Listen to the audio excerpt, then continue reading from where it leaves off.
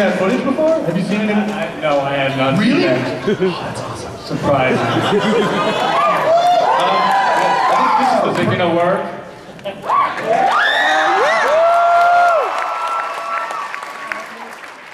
think this is a perfect time to open up to some fan questions. So let's take these guys off the ground. Hey, what's your... You got a Marty McFly Jr. hat on there. That's awesome. What's your name? What's your question? I have two questions. My first one was, can I get you guys to say Avengers Assemble? 2,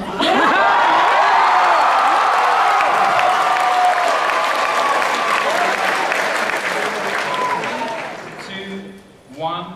Avengers Assemble!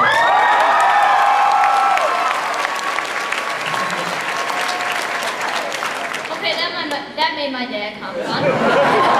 Second question, kiss each other. What's that?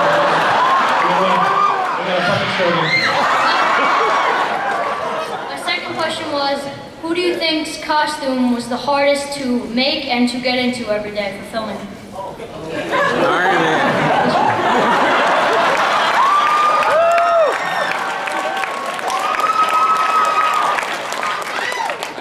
I love it really.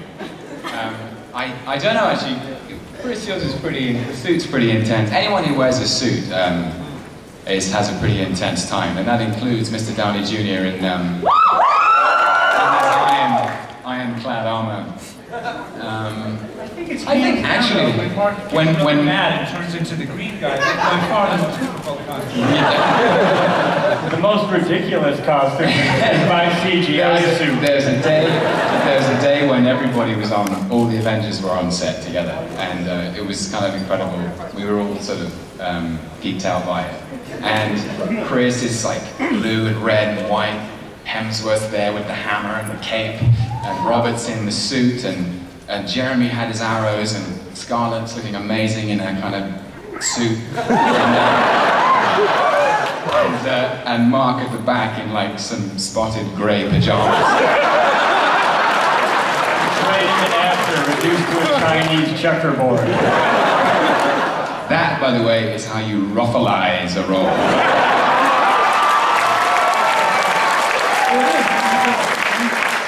You guys basically mapped him, and the previous Hulks were purely CG, right? But you actually acted out. The Hulk will be Mark's performance throughout. Yeah, he was there every day.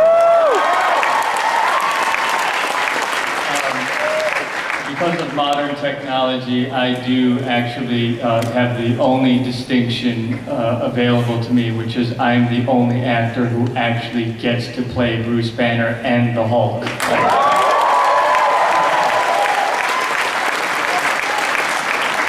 Thank you for your questions, sir. Thank you. Of course. Way over there. Hi, what's your name? Jay? Jay, what's your question? With such a large-scale movie, I guess my only question is, how long is the movie? 'Cause I'm expecting or hoping for 3 hours and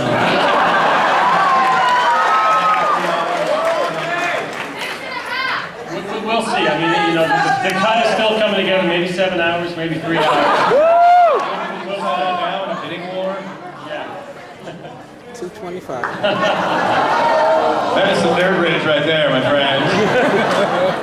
I'm unappreciative for this entertainment I'm getting. Give me more! Bam, my fist!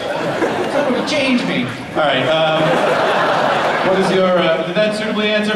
He's gone, dead. Okay.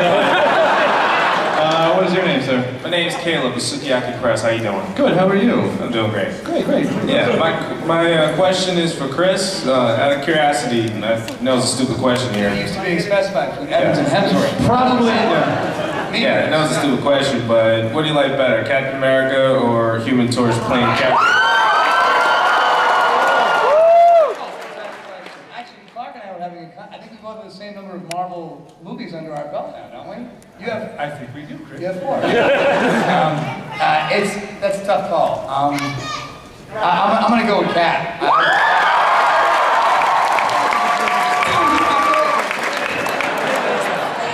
I don't know. I had a great time making both of those movies. It's like which kid do you love more? You know, I really don't know the answer to that question. All right, thanks. Yes, ma'am.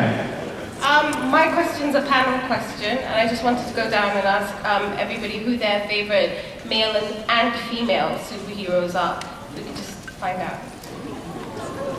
Favorite male and female superhero. And one question for everyone. I think somebody at the end of the table just said it's hard to choose between your kid. I would say Bruce Banner and Maria Hill, of course. My most favorite. God, that's tough. I'd have to say Bruce Banner. And the Black Widow. And Maria Hill. For me, it's a toss-up between Agent Phil Coulson. The superhero you don't see coming. And the Warlock, as drawn by Jim Starlin. And then, I'm sorry, but the toss-up between Agent Hill and Natasha Romanoff is a dead heat. It's a happy heat.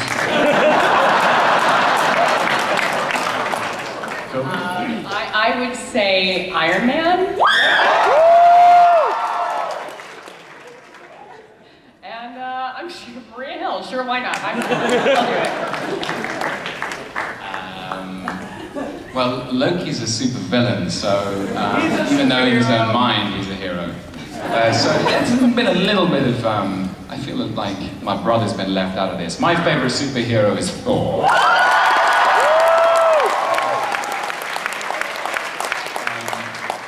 And my favorite female superhero is the body that Loki chooses to come back in. Sif.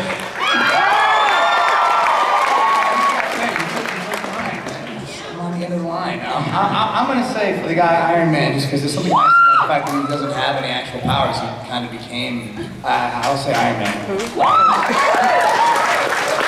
And I'm going to go with Agent Hill. I really will. That's an honest answer. All right, then. Don't order these people around. Take off your hat.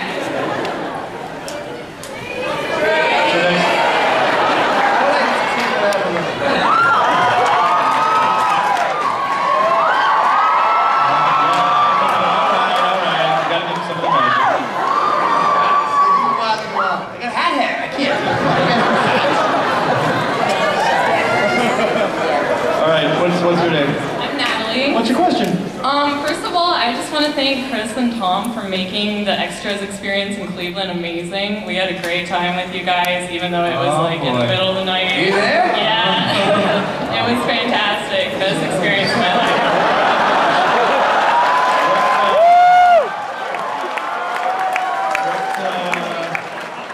Anyways, my question for Tom.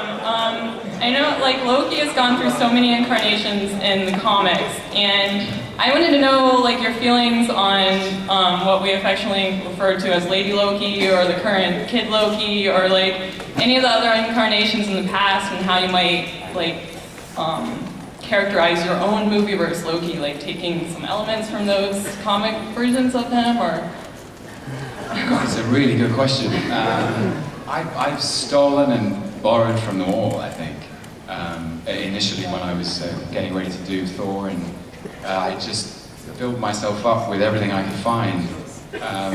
All the early Stan Lee, Jack Kirby stuff, where he's standing on...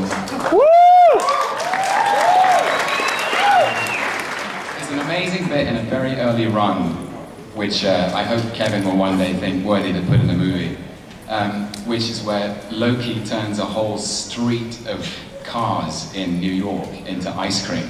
I kind of love that about him. And then there's stuff in the J. Michael Straczynski comic I love, Robert Brody, and they're fantastic.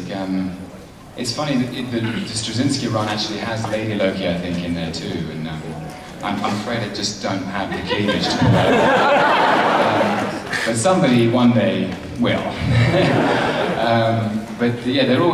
Loki's an amazing character, and he's the shapeshifter of the Marvel Universe, and it's a privilege to play him.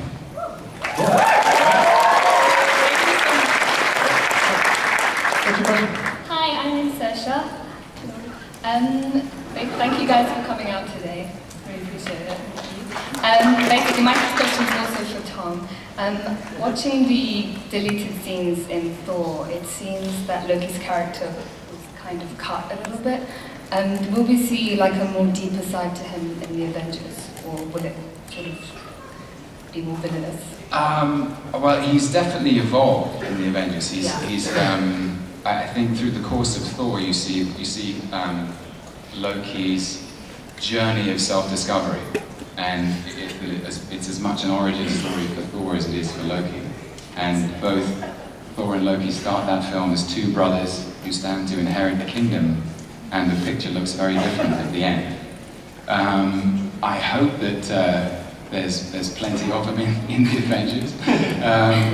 That's up to Joss, and we certainly shot the hell out of him over the summer. I loved it. He's definitely moved on. I mean, he's a Loki who knows exactly who he is now. He's fully self-possessed, and he is one mean fella. Great, thank you.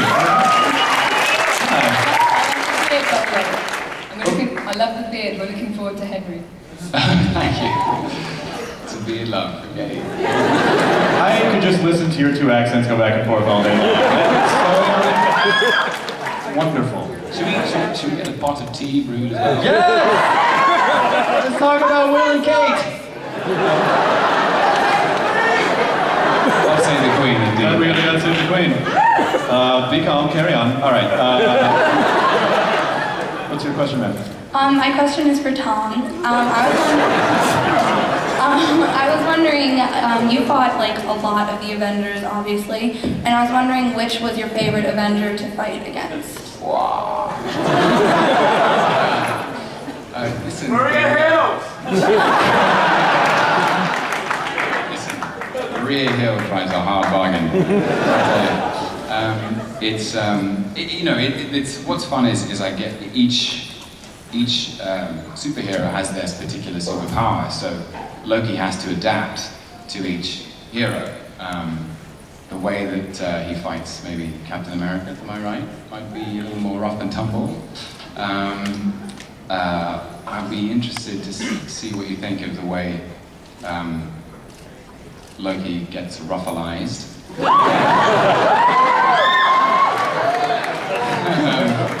And inevitably there's a lot more brotherly brawling with the God of Thunder. Tony Stark has his day too. I really couldn't pick a favorite. It was really, really fun. Thank you. Yeah. If ruffalized doesn't make it into the Urban Dictionary by the time this panel is over. All right, what is your name? My name is Megan, and I have been in this auditorium since 10 in the morning.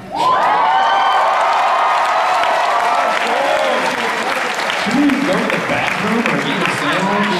Once or twice. Wow. My question is for the whole panel. We've obviously all been very excited since Iron Man 1 for this whole Avengers initiative, and I'm assuming that's a lot of pressure when filming this movie, so I was wondering, how did you guys feel about filming this movie? What was the atmosphere when you were filming it? It was a really good time, and it was very exciting. And I'll never forget the first day where I walked out and I actually saw Captain America,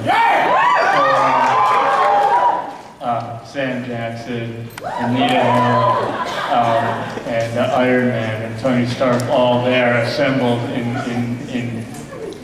our secret craft. The helicarrier. And the helicarrier. It's a helicarrier. It's awesome.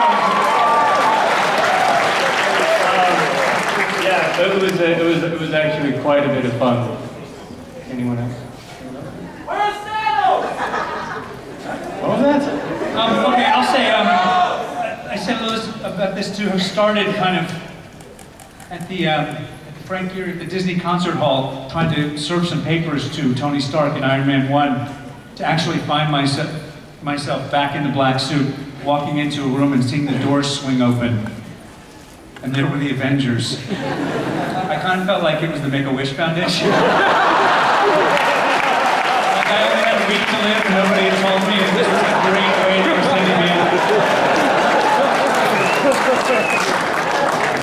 Yeah, I had a similar experience too. I feel like I started the movie and we were doing a lot of the helicarrier stuff, but when everyone came in, it was so intimidating, and you could not see me because I was glued to the back. I was like I was a fly on the wall. I was so intimidated with everyone.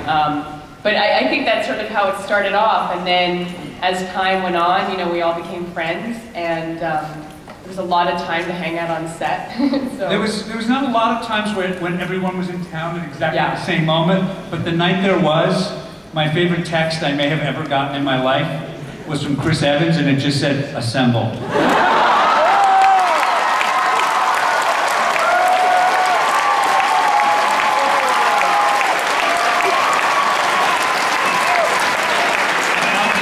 Albuquerque may never recover from that. I don't think any of us will recover from that evening.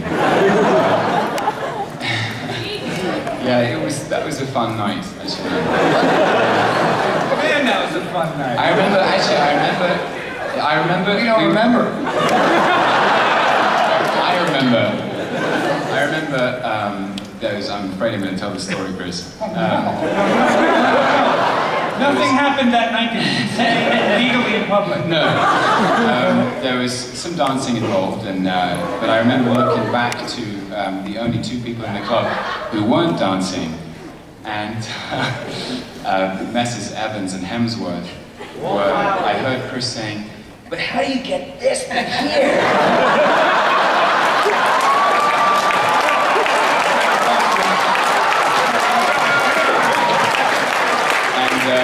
And Chris Hemsworth saying, "I don't know, mate, like, just work out and stuff."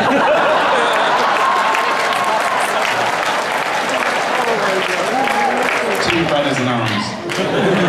Okay, then I remember one moment in the VIP booth with a whole bunch of people there having a birthday, and all of a sudden, the kind of people parted, and there was Scarlett really breaking down some food. I see the birthday boy go, "Happy?"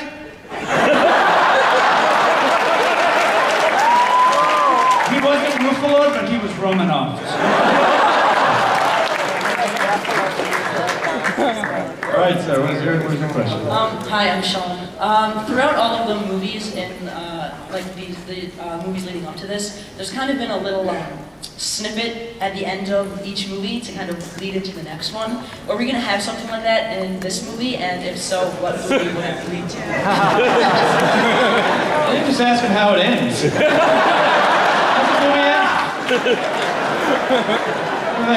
Let me tell you that. It's a nice tradition, and I like tradition, so I think we'll keep that up.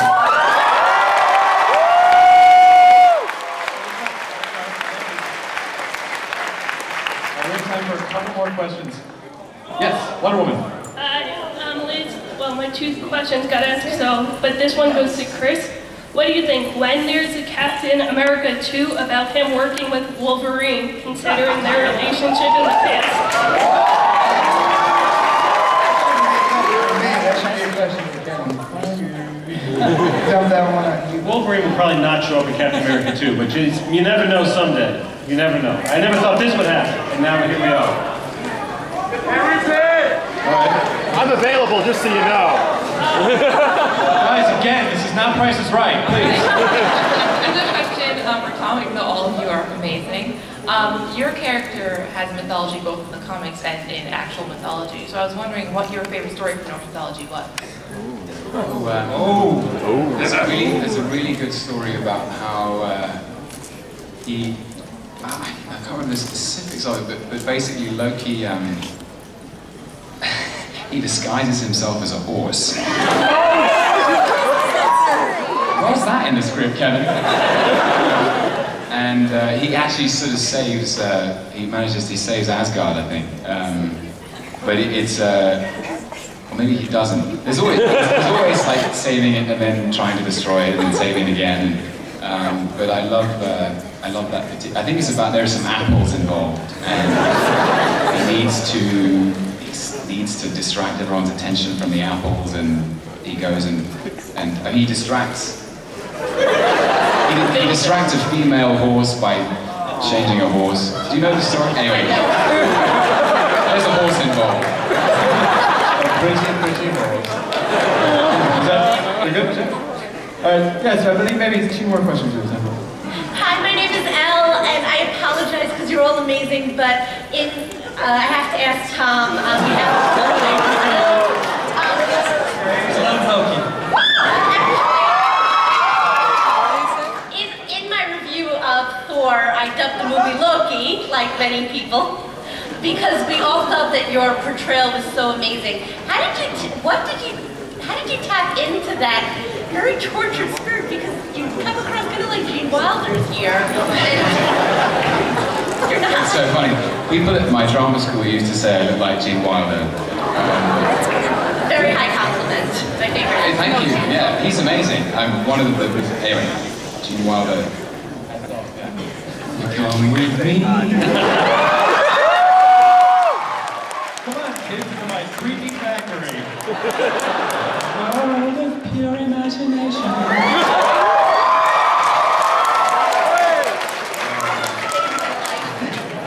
can't believe I just did that. No, honestly, Can you use a little bit of the Avengers theme in that voice? I don't know the words, Clark, sorry. You'll feel like acting is really, the art of being an actor is the privilege of living in the shoes of someone else for a time. And my great privilege with Loki is he's a very, very charismatic and very beloved villain. And the word villain, I think, is interesting because villains don't believe that they're villains. They think they're doing the right thing, no matter how misguided that is. And that was really my corner that I came to it from. I thought, how can I make this relatable and accessible and somehow meaningful and three-dimensional and you know, everything that's ever moved me in cinema is ultimately human. And so I tried to make Loki possess as much humanity as I could.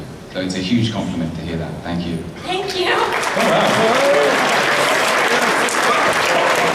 Anyone have a question for not Tom Hiddleston? My name's Amy, and I have to do this, but Tom.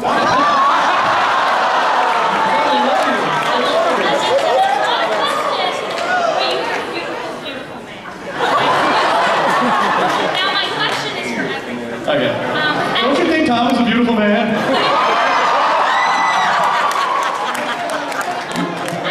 As you're playing all these characters and as you're being in these movies, do you find yourself becoming more emotionally attached to the characters? And do you find, like, when you're having conversations about them, that you become defensive?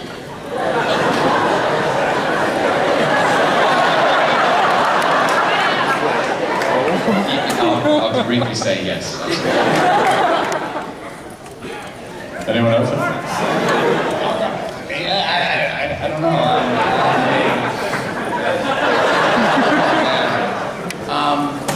I don't know. Come on, man, you're not Cap. I got lost in Tom's love.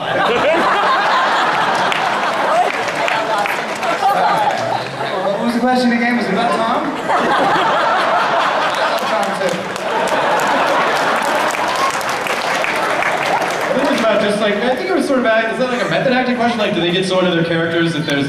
Like, if you get so involved in playing these parts over a long period of time, do you become, like, super emotionally attached to the character that you're playing? Definitely. I become pretty attached to every character I play, whether it's a short amount of time or a long amount of time. Think about films, that's permanent. You know what I mean? Everything you do on film is forever, especially now. You know, this stuff's going to last. You know, my kids will see this stuff. So if you don't approach every day as something extremely personal, you're doing it in service. So every role you play, whether you play it for 4 movies or for 2 weeks, you know, it's something that's personal and something that matters, and you got to take it seriously. So yeah, there's a deep attachment.